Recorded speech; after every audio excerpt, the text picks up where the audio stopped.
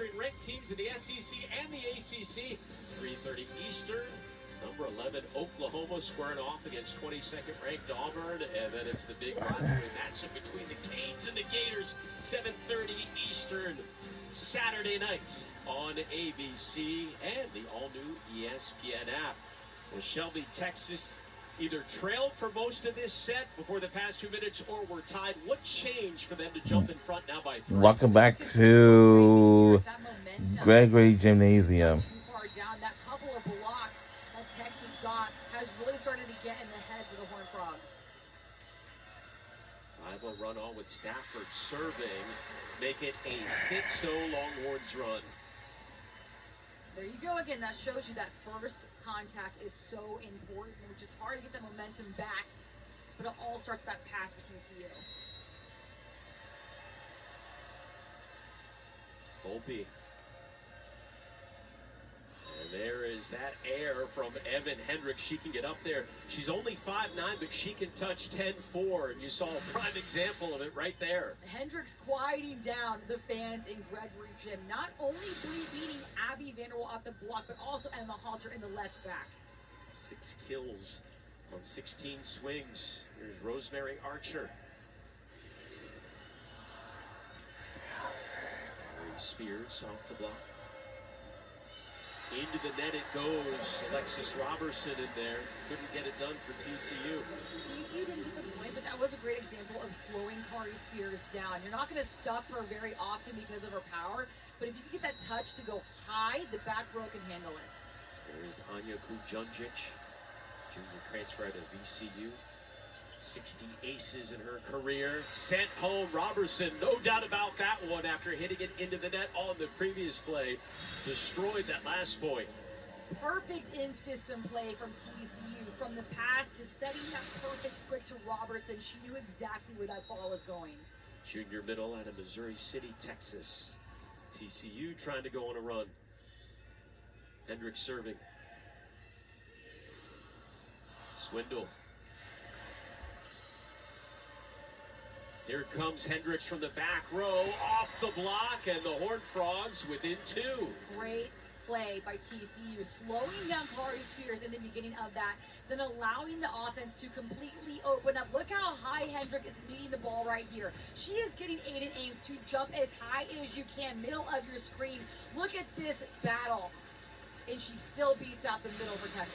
This is a TCU team that lost Melanie Parra. She graduated, the only All-American in program history. And they were wondering where the offense would come from. Hendricks helping to pick up the slack this season.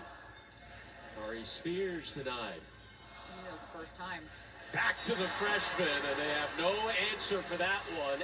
18-15 Texas.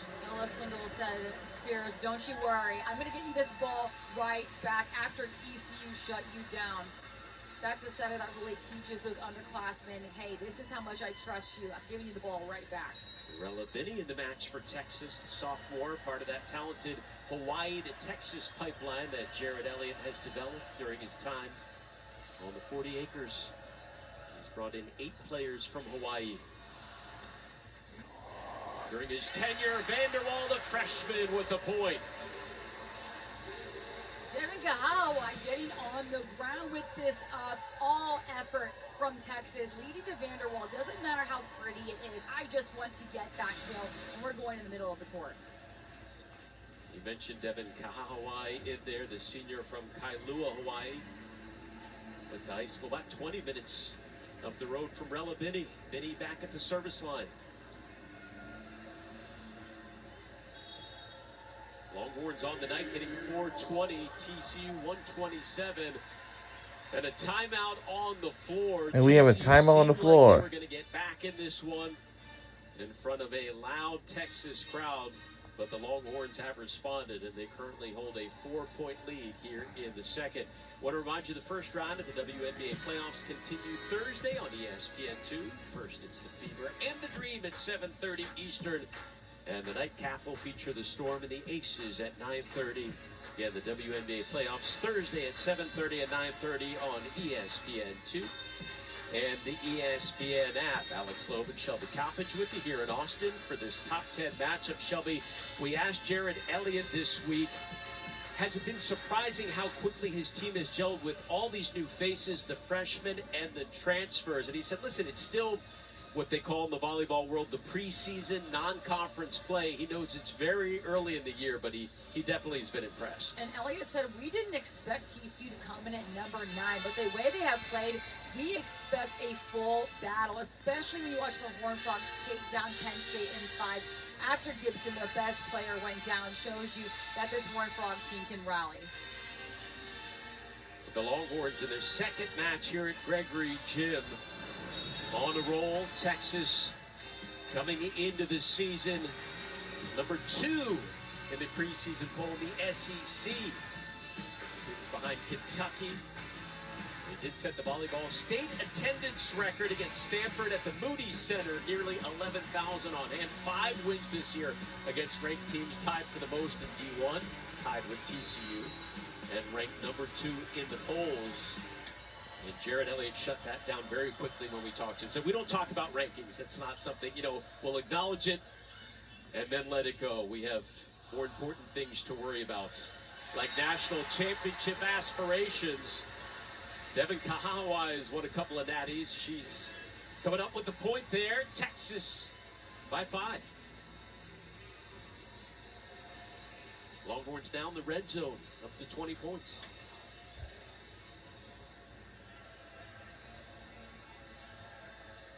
3:01 here by Rella Binney and company. Binney back at the service line. Evan Hendricks. Texas just on a roll right now, Shelby. No touch on that ball from Hendricks. I like the fact that TCU went back to the huddle so quickly. No one looks rattled. I like the body language. Right now, they're just really struggling to find an answer for Texas. And who's going on a 4-0 run? Really, there's nothing Texas is doing wrong from the defense to the offense. Shelby, you know what? You know what's coming up? Tell me right now, Alex. WrestlePalooza, Yes. our first WWE premium live event. It'll take place Saturday at 7 Eastern, featuring John Cena and Brock Lesnar. Unlock your access and stream it exclusively on the ESPN app with the ESPN Unlimited plan. WrestlePalooza coming up Saturday night. I only see Lesnar on my screen. What are you talking about? Excuse me? John Cena's invisible? No one gets it. All right, I guess I'm the one who I like to loves tell you're a wrestling here, diehard everyone. wrestling fan. The fans here at the Greg, as they affectionately call it, they're not taking the time out looking at We have the a lot of photos, but fans Shelby, over they there, have of been course. loud all match long, 46th consecutive sellout.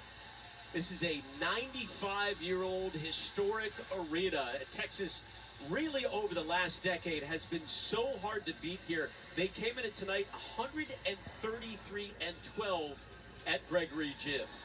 Wow. It really doesn't get better than this environment. And to your point about Texas setting the record with Stanford for the most fans in a regular season match for Texas, the last record was when Texas played at Texas A&M. That's a rivalry we all love to watch, of course. But Texas, of course, having to take that record back for themselves. What's surprise right there? And it's great getting to hear not only from Jared Elliott, but these coaches around the country. The sport is bigger than their teams. They are more focused on growing the sport at times than their personal and team aspirations.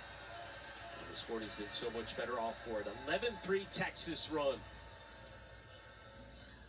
Straight up. Again, Stafford one-handed as she's done all night, and Abby Vanderwall putting it away. 5 kills for the freshman.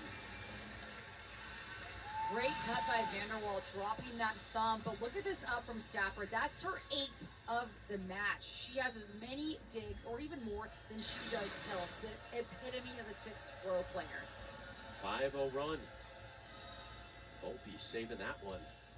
Murphy, one-handed by Halter. Longhorns flying around, but TCU stops the 5-0 run. Warren Murphy wants to hold on to this ball as long as possible from the service line. Go through the seams. I would like to see her go short. Avoid Emma Halter as much as you can. Here is Murphy. Warren Murphy had 40 aces a couple of seasons ago with Ohio State. Still looking for their first 8 of the night. There's the fiery middle for the Longhorns, Aiden Ames. That slide by Aiden Ames is why you have to serve tough at Texas. If they get a 3-option pass, Swindle can set anywhere she wants. Why wouldn't she give the slide to Aiden Ames? TCU not able to be aggressive enough at the service line. Ames always providing an emotional spark. Former National Player of the Year in high school a couple of years ago. Here comes Becca Kelly. Bobbled and kept alive by Biddy and Halter. Free ball for the Horned Frogs. Kelly. We hadn't called her name too much since that opening set, but coming up the point here late in the second. That was all trust in the approach from Kelly. That quick set, she knew exactly where that ball was going and already swinging before the ball's even in her hands. Ella Foti at the service line. Had 97 aces during her career with Marquette. Devin Kahawai, the senior, set point on the way.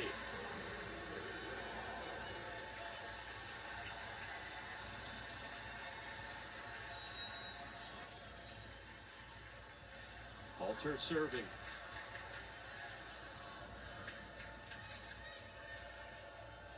Kelly. Whoa! Wow! By ending the second on a 15-5 run. Doesn't get more dominant than that set from Texas. So many ties, the Longhorns able to take it off at the end of the second set. Kahawai not minding this ISO block against Kelly. One of the best outsides TCU's ever had. Everything in system for Texas right now. On the night, the Longhorns hitting .463, 3 aces as well, 5 blocks, and leading in pretty much every statistical category. As they will get a breather in between sets number 2 and 3. Looking to improve to 7-0 on the season, in good shape right now. And look down, not only have they beaten 5 ranked teams this year, 4 of those have been ranked in the top 10. They're looking to put another notch on their belt. We'll take a timeout in Austin. The Longhorns up 2-0. We'll be right back on either side.